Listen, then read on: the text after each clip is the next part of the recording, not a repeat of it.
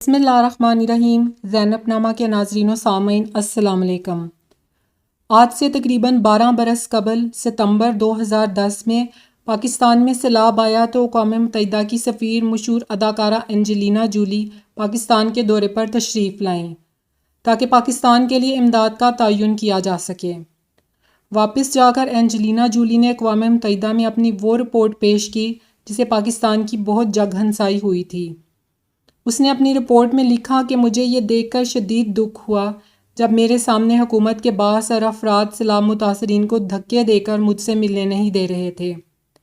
مجھے اس وقت اور تکلیف ہوئی جب پاکستان کے وزیر اعظم نے یہ خواہش ظاہر کر کے مجھے مجبور کیا کہ میری فیملی کے لوگ آپ سے ملنا چاہتے ہیں۔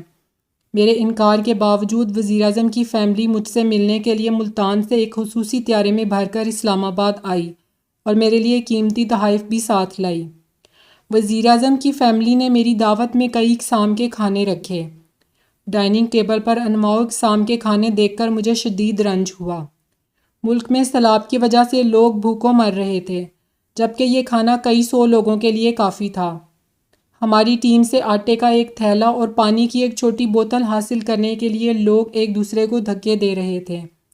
مجھے حیرت ہوئی، ایک طرف بھوک، غربت اور بدحالی تھی اور دوسری جانب وزیر اعظم ہاؤس اور کئی سرکاری عمارتوں کی شان و شوکت، ٹھاٹ بھاٹ، حکمرانوں کی عیاشیاں بے تحاشا تھیں۔ یہ سب یورپ والوں کو حیران کرنے کے لیے کافی تھا۔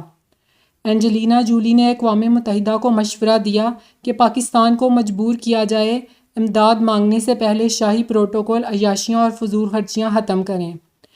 اس پورے دورے کے دوران اینجلینا جولی نے پاکستانی میڈیا اور فوٹو سیشن سے دور رہنا پسند کیا۔ اس بات کو آج 12 سال ہونے کو آئے ہیں۔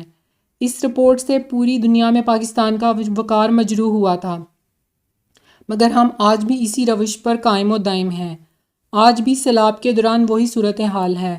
ووٹر بھوکے مر رہے ہیں اور پانی میں ڈوب رہے ہیں جبکہ حکمرانوں کی عیاشیاں جاری و ساری ہیں۔ یہ حکمران اربوں روپے کے عوض ضمیر خرید لیتے ہیں لیکن ان کے پاس عوام کو دینے کے لیے ایک ڈھیلا بھی نہیں ہے۔ اگر آپ کو ہماری ویڈیوز پسند آ رہی ہیں تو انہیں لائک کریں، شیئر کریں، ایک اچھا سا کمنٹ کریں اور مزید آنے والی ویڈیوز کے لیے چینل کو سبسکرائب ضرور کریں۔ شکریہ۔